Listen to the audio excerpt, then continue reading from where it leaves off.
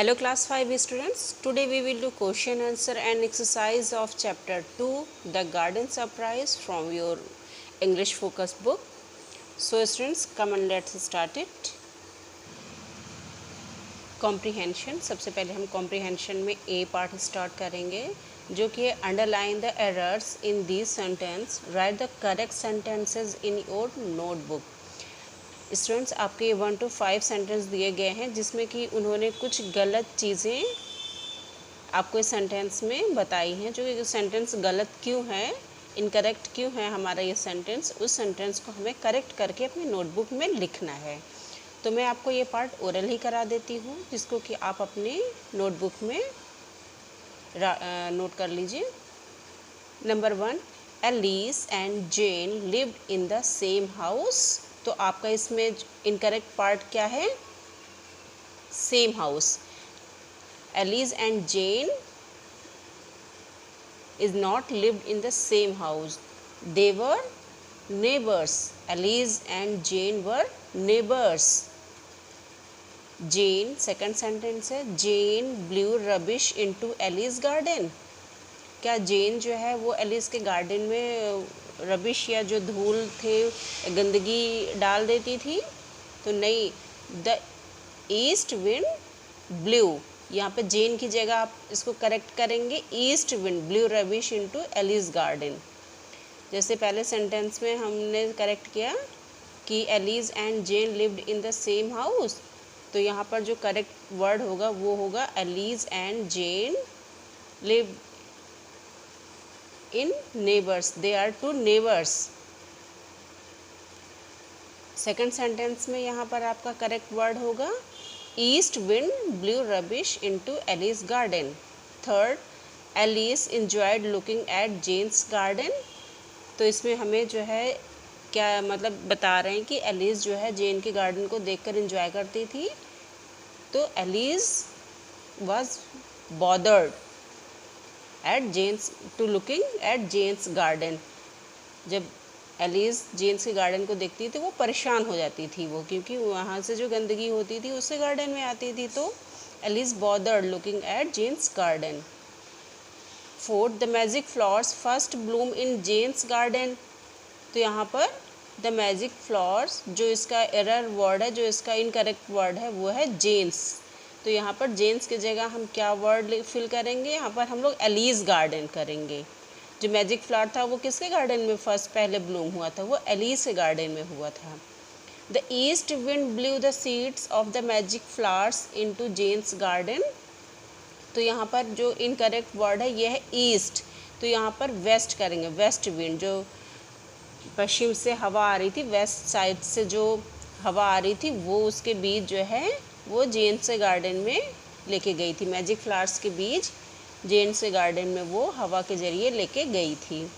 तो आपका ये कॉम्प्रिहेंशन में ए पार्ट मैंने ओरल ही कराया है। आई होप आपको समझ में आया होगा। अगर आपको कोई भी प्रॉब्लम होती है तो आप प्लीज़ मुझे कमेंट करिएगा, मैं इसको रिटर्न में ज़रूर आपको बताऊंगी। आपका बी पार्ट है आंसर दिस क्वेश्चंस, जिसमें आपका पहला क्वेश्चन है why did people turn their eyes away from Jane's garden. लोग जेन्स के गार्डन से अपनी आंखों को तुरंत क्यों टर्न कर लेते थे? तो इसका आंसर कॉपी में नोट डाउन करिए। People turned their eyes away from Jane's garden because it was bare and ugly. There were no flowers in it, and it only had a big heap of dirt and ashes. जो लोग वहाँ से गुजरते थे वो gents के garden से अपनी आंखों को तुरंत टर्न कर लेते थे। क्यों? क्योंकि उसका जो गार्डन, जेन्स का गार्डन था, वो बहुत ही गंदा और बदसूरत दिखता था और वहाँ पर कोई भी फ्लावर्स नहीं थे उस गार्डन में। और वहाँ पर किसके ढेर लगे हुए थे? धूल और राख के ढेर पड़े हुए थे उसके गार्डन में। इसलिए लोग जेन्स के गार्डन को देखकर तुरंत अपनी आइज़ को टर्न कर लेते थे। सेकंड नंबर क्वेश्चन है how did Alice garden keep getting dirt. जो एलिस का गार्डन है वो कैसे गंदा हो जाता था? तो इसका आंसर है the east wind kept blowing the rubbish from Jane's garden into her flowers, this made Alice garden dirty.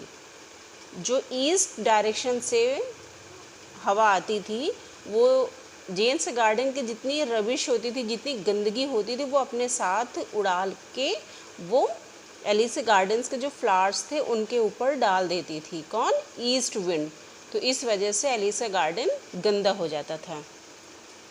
Question number 3, What did Alice find long and tiring away? Alice को इतना लंबा और टायरिंग क्या लग रहा था और क्यों? Answer, Alice had dreamed that a magic flowers in her garden would stop the rubbish from Jane's garden coming into her garden. Alice ने एक ड्रीम देखा था, एक सपना देखा था, जिसमें एक फेरी ने बताया कि एक मैजिक फ्लावर्स जो उसके गार्डन में हो उगेगा, वो रबिश जो जेन से गार्डन से जितनी भी रबिश आती हैं उन सभी को वो सही कर देगा। She took good care of the plant and waited for the magic to happen. वो उस प्लांट की बहुत अच्छे से केयर करती थी। कौन? एलिस। एलिस जो मैजिक फ्लावर का प्लांट था उसकी केयर बहुत अच्छे से करती थी और वेट कर रही थी कि कोई मैजिक हो जिससे कि उसका गार्डन जितना वो क्लीन और ब्यूटीफुल रखती है तो वो एज इट इज़ बना रहे। But the east wind continued to blow the rubbish from Jane's garden into hers. लेकिन जो ईस्ट डायरेक्शन से हवा आ रही थी वो लगातार अपने साथ में रबिश को ला रही थी। कहाँ से? जेन्स के गार्डन से रबिश लाके उसे गार्डन में एलिस गार्डन के फ्लावर्स पे डाल रही थी। She found waiting for the flowers to work its magic long and tiring. उसका इंतज़ार करना कि वो जो मैजिक फ्लावर्स हैं वो आके मतलब ये सारी चीज़ें सही करेंगे, मैजिक फ्लावर ही वो काम करेगा कि उसका गार्डन नीट एंड क्लीन बना रहेगा, ये चीज़ उसके लिए बहुत लंबा और बहुत टायरिंग मतलब बड़ा थकाऊ हो रहा था। Question 4, why did Alice have doubt about continuing to tend the pink flowers? इसका आंसर है कि क्या उसके लिए जो है मतलब किस चीज़ पे उसको डाउट हो रहा था, उस पिंक फ्लावर को लेके क्यों डाउट कर रही थी वो? तो इसका आंसर है, Alice took good care of the magic flowers but she did not see any magic happen. Alice ने चूँकि जो उसको ड्रीम आया था कि आपके गार्डन में एक मैजिक फ्लावर होगा जो कि आपके गार्डन को नीट एंड क्लीन और ब्यूटीफुल बना के रखेगा जैसे कि आप करते हो, तो ये चीज़ के लिए उसने जो है बहुत अच्छी केयर की उस फ्लावर्स की, उस मैजिक फ्लावर की, लेकिन उसको ऐसा कुछ भी दिख नहीं रहा था, उसको कोई भी मैजिक होता हुआ नहीं दिख रहा था। तो ये चीज़ उसके लिए वो मतलब डाउट भी होने लगता था उसको उस चीज़ को लेके कि मतलब मैं तो इतनी अच्छी केयर कर रही हूँ लेकिन मुझे ऐसा कोई मैजिक नहीं दिख रहा था। Question 5, What did people say about the two gardens in the beginning and in the end? लोग स्टार्टिंग से लेके एंड तक उन दोनों गार्डन्स के बारे में क्या कहते थे? In the beginning, people said about Alice Garden that this is the prettiest garden in the town. Starting में लोग जब एलिस के गार्डन को देखते थे तब कहते थे कि ये इस टाउन का सबसे प्रिटी गार्डन है, सबसे प्रिटीएस्ट गार्डन इस टाउन का है। And for the Jane's garden, और जेन्स गार्डन के लिए पीपल सेड दैट, पीपल कहते थे this must be the ugliest spot in the whole town, और जो जेन्स गार्डन है वो पूरे टाउन का सबसे बदसूरत प्लेस या बदसूरत जगह है पूरे टाउन में। क्या? जेन्स का garden. But in the end they said that, लेकिन लास्ट में वो क्या कहते थे?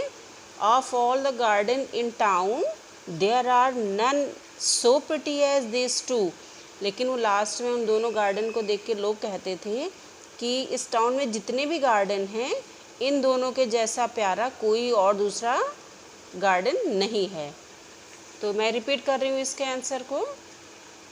इन the beginning people said about Alice garden that this is the prettiest garden in the town, and for Jane's garden people said that this must be the ugliest spot in the whole town.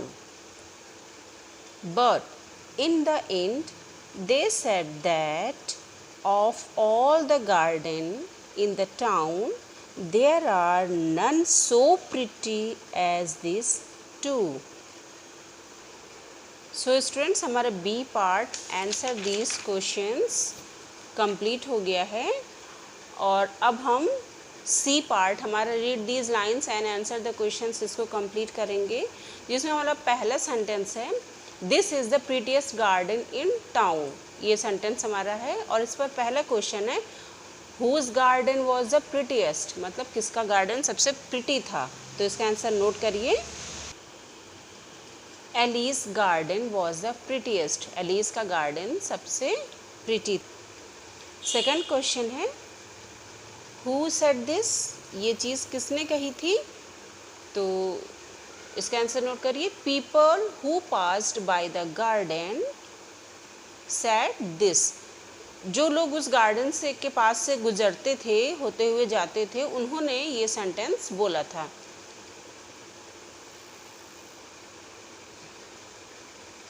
Why did the speaker say so? Speaker ने ऐसा क्यों कहा था, ये sentence क्यों बोला था।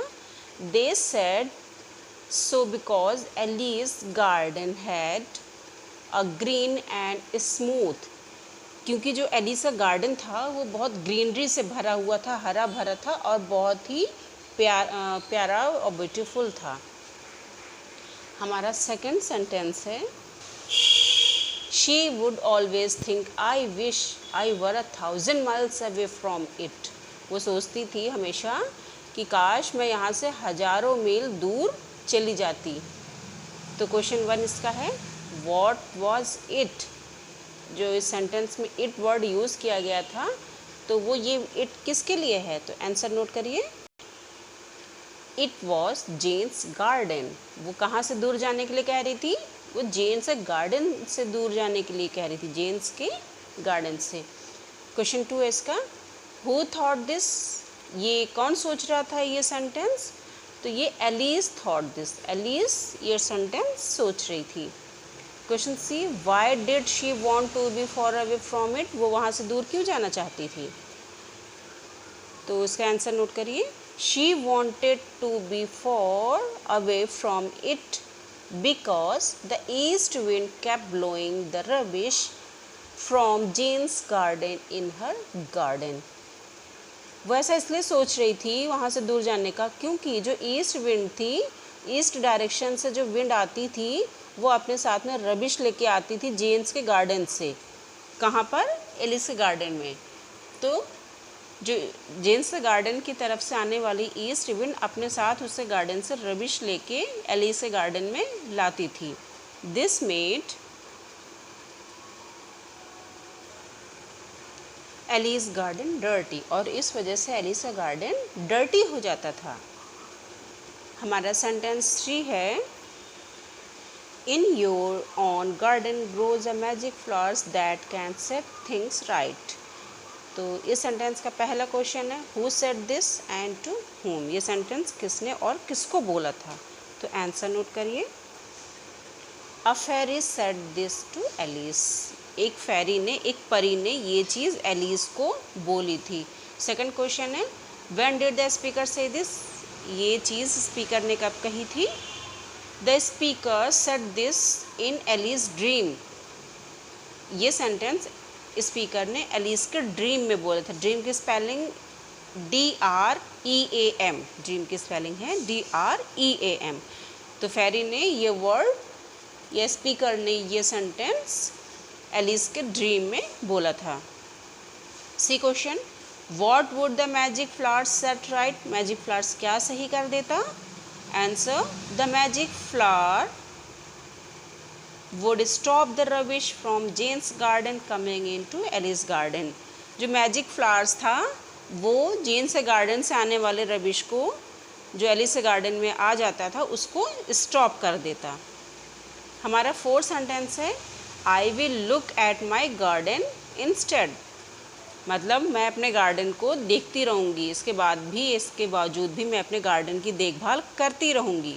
इसमें आपका पहला क्वेश्चन है who said this to whom, ये सेंटेंस किसने और किसको बोला था, ये किससे बोला था?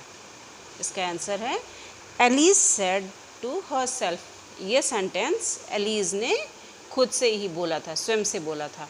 B question, what did the speaker not want to look at? Speaker क्या नहीं देखना चाह रहे थे? तो आंसर है the speaker not wanted to look at Jane's garden. Speaker जो थे वो जेन्स के गार्डन की तरफ नहीं देखना चाहते।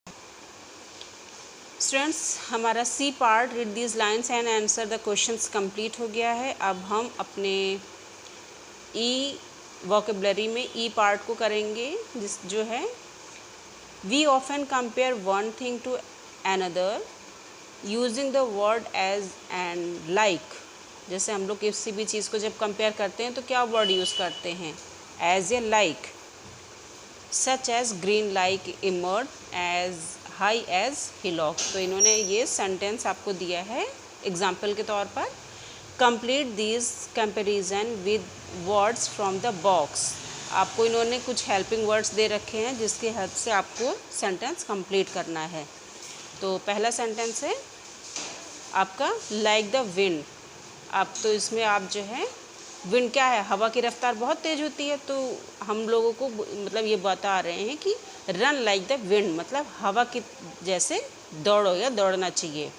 Second, as timid as dare.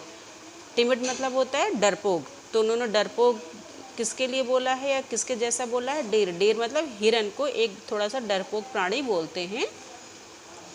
Third, as light as a feather, मतलब पंख की तरह हल्का या light. Number 4, as busy as a bee. जैसे बी बिल्कुल अपने काम में हमेशा व्यस्त रहती है, बिजी रहती है, तो उसी तरह से बिजी रहने को हमें किससे कंपेयर किया गया है? बी से। Number 5, as smooth as velvet. Velvet की तरह स्मूथ होना चाहिए, मुलायम होना चाहिए। Number 6, white like the snow. Snow के जैसा सफ़ेद। स्नो को हम लोग वाइट कलर से भी कंपेयर करते हैं, तो स्नो के जैसा सफ़ेद। Number 7, swim like a fish. जैसा कि फ़िश स्विम करती है उसी के जैसा फ़िश करने को कंपेयर किया गया है। 8, fight like cats and dogs. जैसे कैट्स और डॉग की फ़ाइट होती है आपस में, तो फाइट को कैट्स एंड डॉग की तरह कंपेयर किया गया है। 9th सेंटेंस है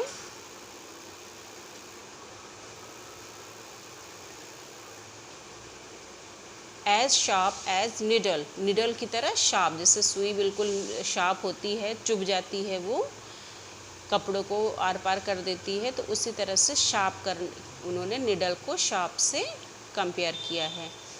number 10, as cold as ice. Ice touch करने में कैसी होती है? बहुत ज़्यादा हमें कोल्ड लगती है, तो जो है ठंड को उन्होंने आइज़ से कंपेयर किया है। सो स्टूडेंट्स, हमारे चैप्टर 2 के क्वेश्चन आंसर कंप्लीट हो चुके हैं with exercise. You can watch it once again. Students, इस चैप्टर का एक्सप्लेनेशन ऑलरेडी मेरे चैनल पर अपलोड है, जिसके लिंक मैं अपने डिस्क्रिप्शन बॉक्स में डाल दूँगी,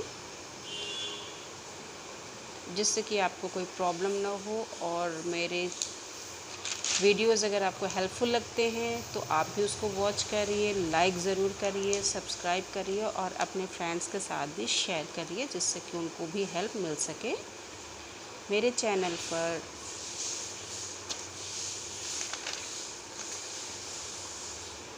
आने के लिए और उसको वॉच करने के लिए thank you so much. Bye bye.